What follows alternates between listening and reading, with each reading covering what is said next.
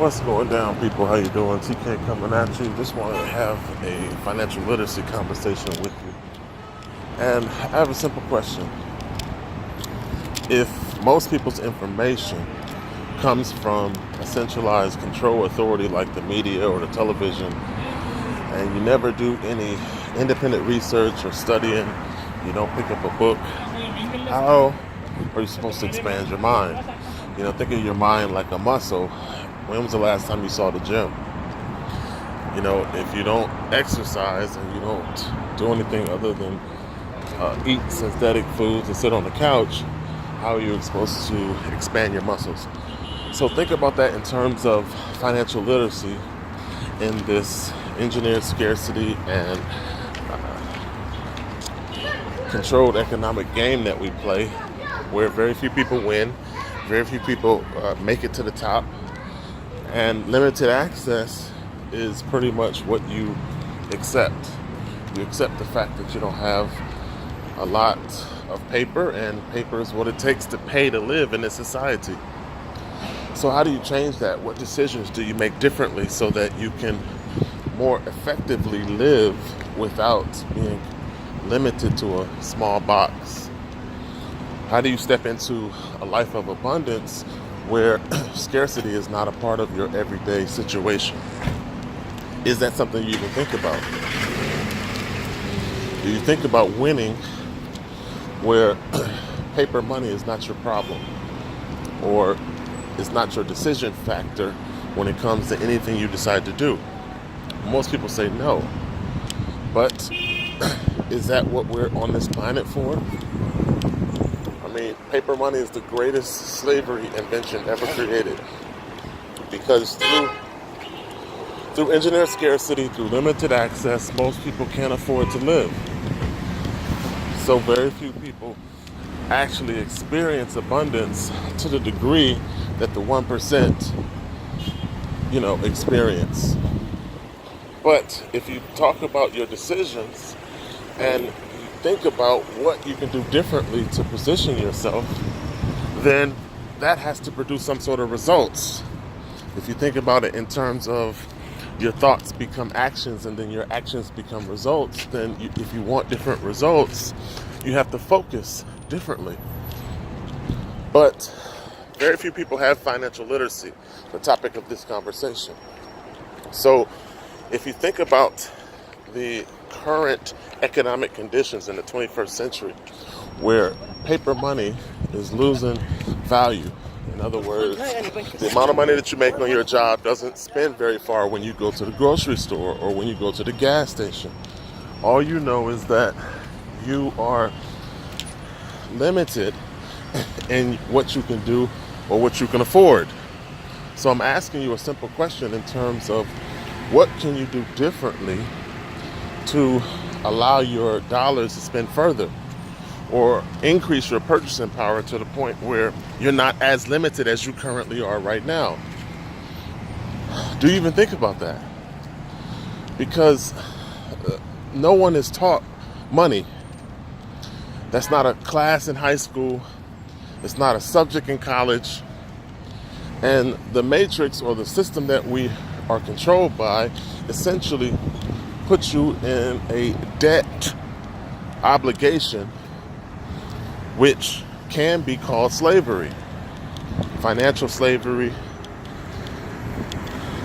And then if you don't expand your consciousness, you don't read, you don't get into learning how to play the game, or at least finding out what the rules of the game are, you're definitely going to lose.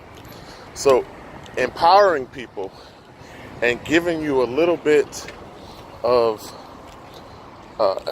abilities to have the keys, take back the financial power that the bank currently has over you, and give you the keys to basically control your own finances, or open up unlimited access to more decision making, time freedom, being able to dictate your own schedule. These are things that most people dismiss. But is it the only way?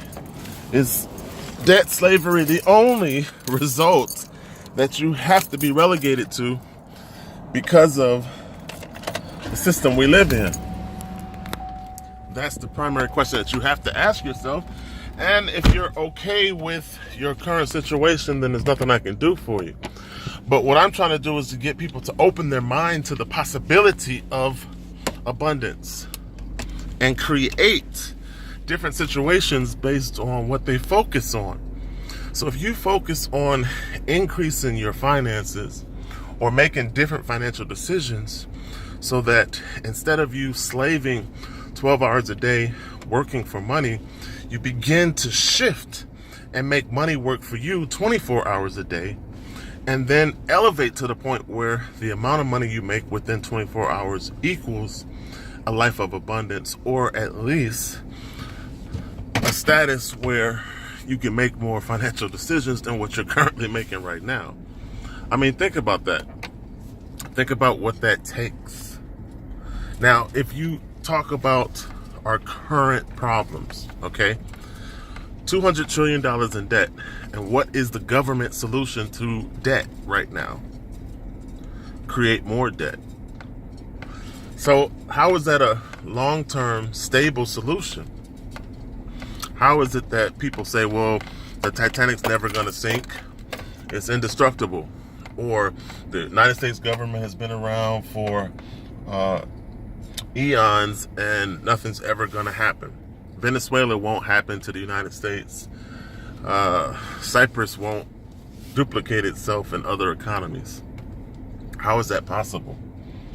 Especially when the only thing that is constantly being done is quantum easing, where unneeded, on-demand money is printed into the economy on $1 trillion basis, which devalues the existing currency in circulation, which then means the cost of goods and services that you want to spend your money on costs more. And it's exponentially growing to the point where $200 trillion in debt is not the ceiling.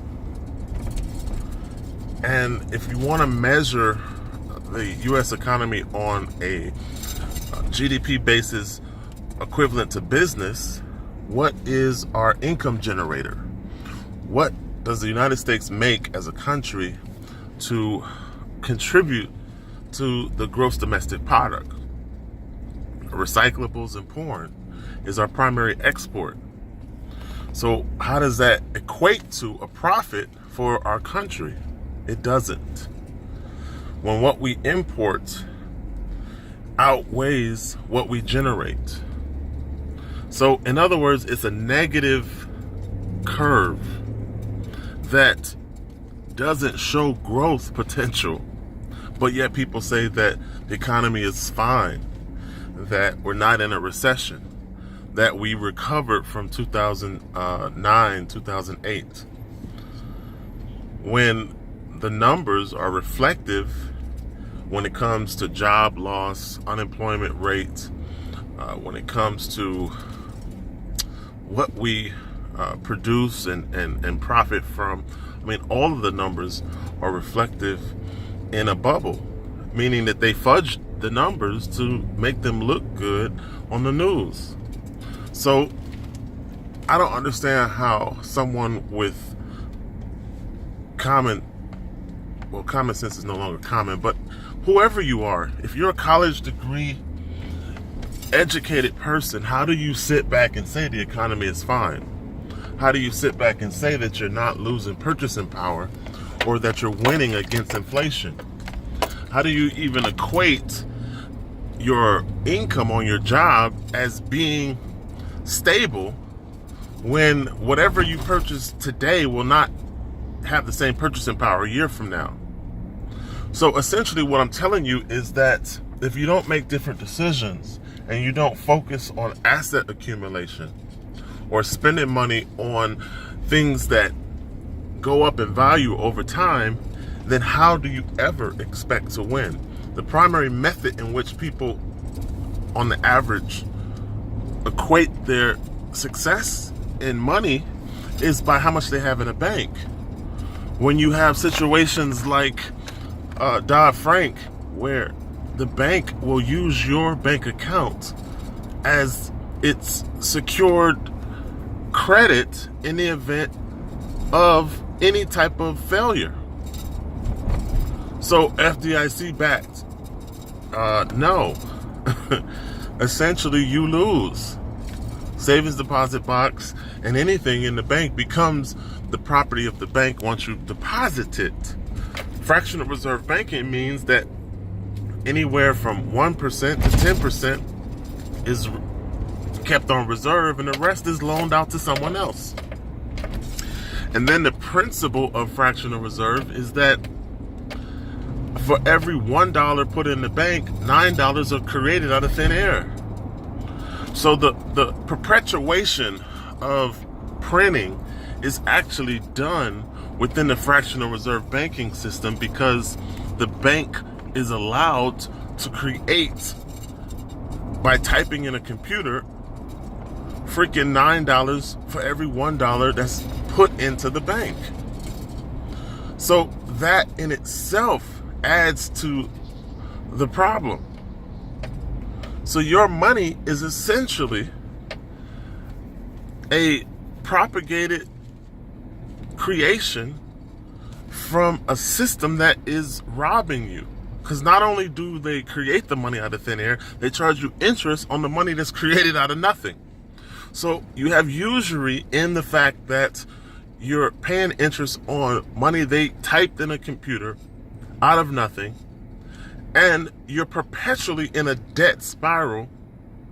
And I don't understand how people don't understand that. So the solution to the problem is asset-centric accumulation. And then also getting out of a centralized controlled banking system and stepping into monetary systems that allow you to be the owner of the assets. A decentralized monetary system where you control the individual assets within the account takes the power of the bank and puts it back in your pocket, puts it back in your household. It makes the economy of you the most important economy, and that is the type of mindset that you have to have. Everybody's been taught to trust the subject matter expert when the expert is you. You have to grab the reins back, become your own bank, and be responsible for your financial future by taking control of your assets. Don't trust a third party because a third party does not have your best interest in mind. They are concerned about making profits for themselves. And that system encourages greed through self-propagation. So why should they be concerned about your interests when it's your money that they're making profits on? So I'm encouraging you to become financially literate and step into options that allow decentralized assets to become your best friend. It's only when you do that, and when you focus on that consistently over time, you begin to build a gold savings account, a silver savings account, or a Bitcoin savings account, or a cryptocurrency savings account that rivals the centralized banking system, and then gives you assets that you can lean on as a hedge to inflation. So this is an encouragement talk. This is a financial solution to the current problem of paper devaluation. And the fact that people ignore it and say that everything is fine does not make the elephant in the room stop farting. You just become desensitized to the smell and you walk around the elephant. But I guarantee you that Rome will repeat itself because we're following the same patterns, we're doing the same issues, and you can't do the same thing and expect different results. That has been proven by history. People have to get to the point where they take personal responsibility for their financial future, they make different decisions, and they focus on assets the same way that the 1% focuses on assets. I guarantee you Warren Buffett does not keep his money in cash in some bank account. I guarantee you he has his money tied up in assets that pay his dividends or that he can lean on whenever he needs liquidity. So that's the only thing I'm encouraging you guys to do. I'm encouraging you guys to convert paper money to gold, silver, and Bitcoin.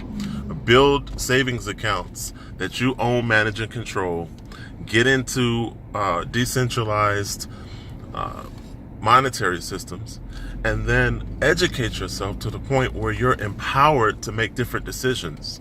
The ability to acquire knowledge extends to success when you can apply that knowledge and make different decisions.